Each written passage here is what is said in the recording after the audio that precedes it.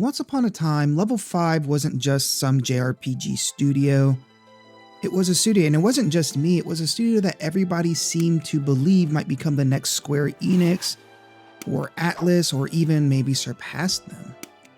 They had Dark Cloud, Ni no Kuni, Professor Layton, Rogue Galaxy, Dragon Quest VIII, Yokai Watch.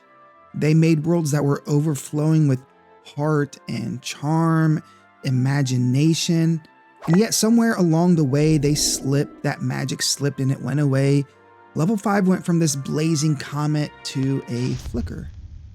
So Level 5's early era wasn't really about just releasing good games. It was about proving they were a once-in-a-generation creative force. A lot of their titles mixed ambition and warmth and experimentation and charm in a way that other studios weren't really doing at the time. Each release felt like a studio leveling up in real time. They just kept stacking W's over and over and over. In 2000, they had Dark Cloud, which still is like one of my favorite town building, dungeon crawling games. And this was the PS2 era vision of Dark Cloud. And then they had Dark Cloud 2 in 2002, which I know it expanded on everything. And I actually have a funny story. I went and bought Dark Cloud 2 day one from Walmart. This was, 2002. I was like 13 or 14 years old.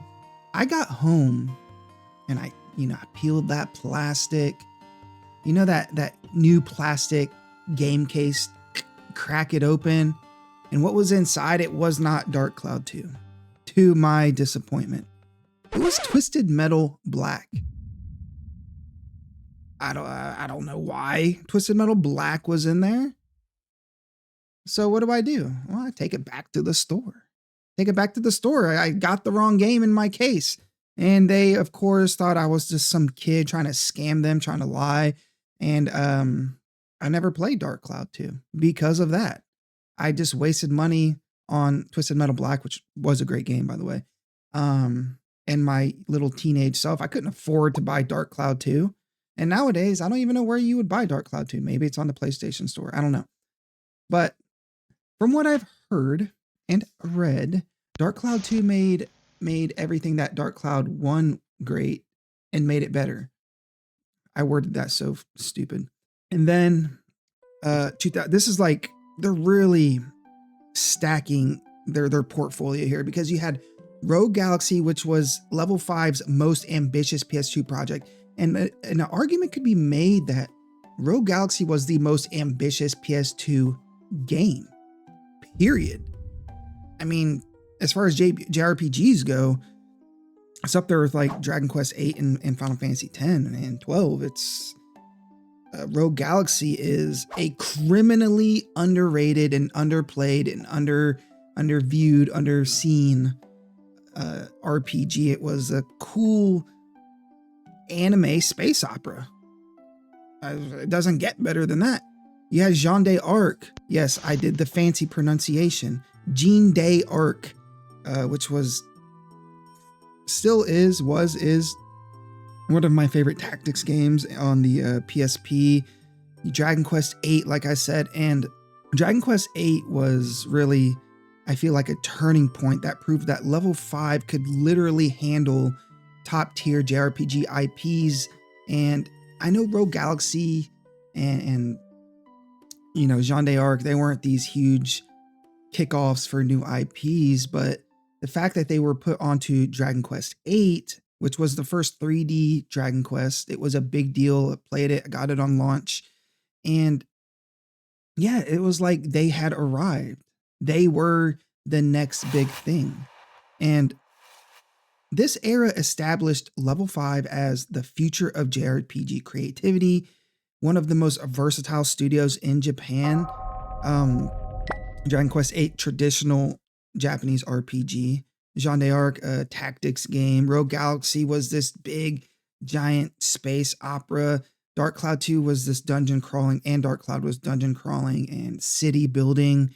And the team was capable of this consistency that was really impressive. And they were a developer that was trusted by the major publishers, which is a big deal. That includes Square Enix. So their upward trajectory was undeniable. They weren't just good, they were getting better with every game. And big companies like Square Enix were looking at them, their eyes were fixed on Level-5 as the next JRPG company. And then we get into the golden era of Level-5. And, I never personally played Professor Layton. I won't sit here and pretend I won't. But here's what I do know. People love Professor Layton. And the Inazuma 11, which is like this soccer meets JRPG anime mashup chaos. And in Japan, Inazuma was huge, and it spawned like movies and an anime and like merchandise, and it was a very cultural thing in Japan. It wasn't so much that here. And then their crown jewel, in my opinion, a game I love, a franchise I love, a franchise. It only has 2 games, but we're talking about Ni no Kuni. This was a collaboration with Studio Ghibli, a respected, well-loved, Academy Award-winning animation studio out of Japan. And this game, Ni no Kuni, felt like it felt like stepping into a playable Ghibli movie. It was beautiful and heartfelt and widely loved for all the right reasons.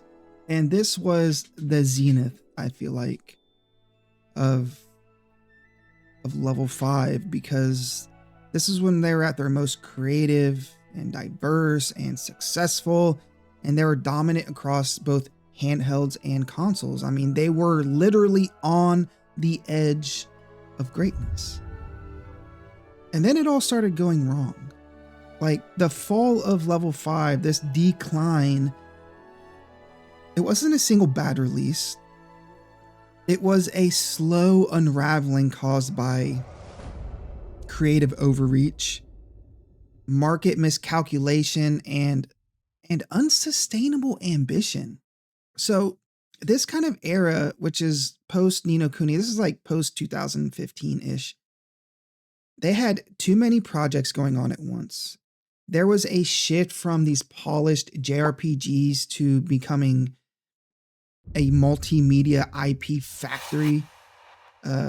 They started to over-rely on Yokai Watch's success, which they just completely oversaturated the market on Yokai Watch. They had underperforming console titles and a complete and total collapse of Western localization. So Yokai Watch launched in 2013. It was a cultural mega hit, but it burned out from oversaturation. And Yokai Watch is its main competitor, Pokemon. It couldn't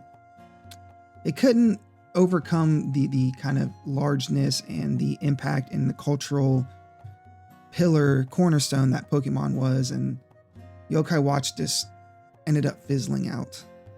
They had White Knight Chronicles 1 and 2, which they were huge investments just financially, but they came out with mixed reviews, and I would have to go back and look at the numbers, but there's no way they made their money back on White Knight Chronicles. Ni no Kuni 2 is interesting because I liked Ni no Kuni 2. It was pretty well made. It was gorgeous. But I'm not gonna lie, it missed something that the original had. A lot of that soul and emotional weight that fans connected to the first Ni no Kuni was missing. It almost felt like they were relying on the art style to bring the charm and bring the heart, and not so much the story, because the story didn't really do much for me. The main character didn't do much for me, like Oliver did in Ni no Kuni. They experimented with mobile games like Snack World, and it never kind of took off. And they had Layton's Mystery Journey, which was kind of a weaker spinoff.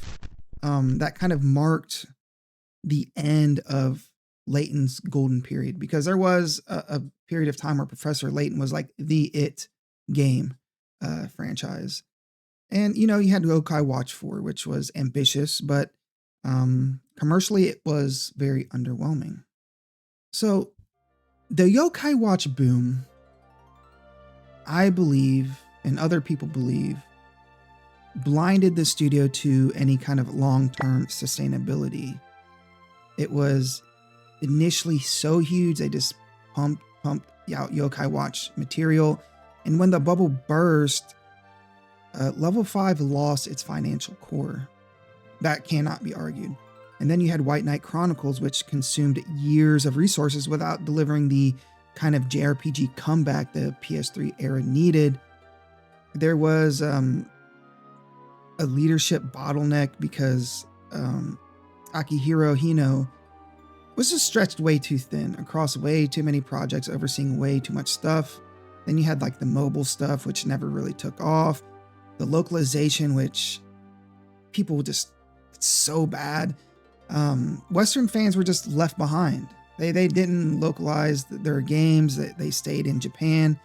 And Level 5 lost any kind of global foothold that it had built up over the years in the early 2000s and kind of early 2010s.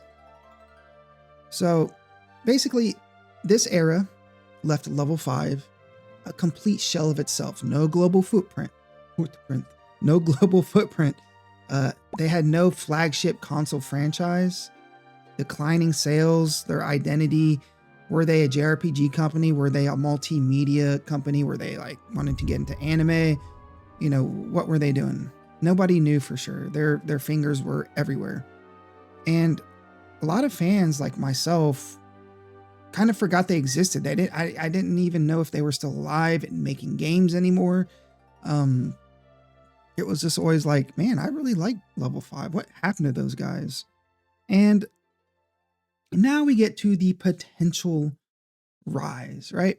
So a lot of years have gone by with a lot of years of silence and cancellations and definitely shrinking visibility. But Level 5 has begun to show signs of life yet again. This time, instead of chasing trends or mass market multimedia phenomenons like Yokai Watch, they're returning to the games that help build their identity. So why could this be a real comeback? They're returning to their strengths. What are their strengths? Charm, imagination, cozy worlds, and heartfelt storytelling. And their new projects, and I am going to get to their new projects coming out, so don't worry, I'm just going over a synopsis of what they're bringing to the table nowadays. Their new projects show, at least from what I've seen, a pretty good and consistent quality. They're finally rebuilding their Western localization pipelines because they were non-existent for a while. And to me, it seems that they understand that their audience wants like this warmth over spectacle, and they love the heart of old Level 5 games over the scale of what they were trying to accomplish later on. So key projects that are kind of coming out of this comeback era. You have, first off, I haven't played it yet. Sorry. I'm replaying Sea of Stars on my brother's Switch too. And then I'm going to be playing Fantasy Life I. I played the first one, and this is the true successor to that beloved cult classic. And it has a very good reception and very strong nostalgia. I've heard great things. I'm very excited to hop into Fantasy Life I. Professor Layton in the world of Steam. Maybe this is the perfect time to get into Professor Layton for the first time. I know that Layton has been underground and dormant for a while, so this is supposed to be the triumphant return and I've watched the trailers, the visuals are really, really good. The tone seems like classic Layton from, what I've seen. Inazuma 11 Victory Road. It's a revival of one of their bigger Japanese franchises. Like I've said earlier, it wasn't like the, biggest here, but I'm excited to see where that goes. And you had Deca Police, which is actually a very cool looking new IP. And it shows a lot of the creativity that was reminiscent, that reminds me of Level 5's early years. So why does all this matter? What's the noticeable shift here? because it seems like Level 5 is no longer trying to conquer every market at once. They're rebuilding the trust with their fans, and their projects feel crafted, not necessarily manufactured by, big corporate overlords who want to, push Yokai Watch into literally everything that you ever do. And the spark, that unmistakable Level 5 charm, appears to be back. We'll have to wait and see, but the comeback isn't guaranteed. But for the first time in like a decade, it definitely feels possible. So, what is it about Level 5 where they were almost the GOAT, in my opinion? Because it wasn't about the graphics or the budgets or the technology. If I could describe their games, they were warm, imaginative, charming and hopeful, creative, cozy, and full of personality. And their worlds felt like places that you wanted to live in, and specifically Ni no Kuni and specifically Rogue Galaxy. Their games had heart, a lot of heart. And when Level 5 was firing on all cylinders, their work felt so handcrafted, so full of sincerity and wonder and heart that, it was really sad when they just kind of slowly disappeared. You know what I mean? They rose faster than almost anyone, and they shined brighter than almost anyone. But they stretched themselves way too thin. They fell harder. Maybe they didn't fall harder, but they kind of slowly disappeared faster than anyone really expected. But now we're seeing the sparks again, a studio that is rediscovering the magic that once made them great, once made them in that conversation as best developer. Fantasy Life I, Layton, Inazuma, Deca Police. What really will get Level 5 back is for them to just be themselves, full of charm and creativity and heart.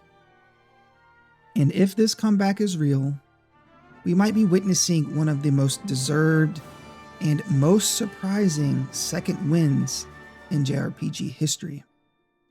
Let me know if you agree in the comments. Go ahead and put down your favorite Level 5 game. Are you excited for Deca Police, which I am, the new Layton, which like I said, maybe it's time for me to get into the Layton franchise. And like I said, I'm definitely going to be playing Fantasy Life I soon after I replay Sea of Stars. Have a great day. Thank you for watching. Don't forget to like and subscribe, all that good stuff. And God bless.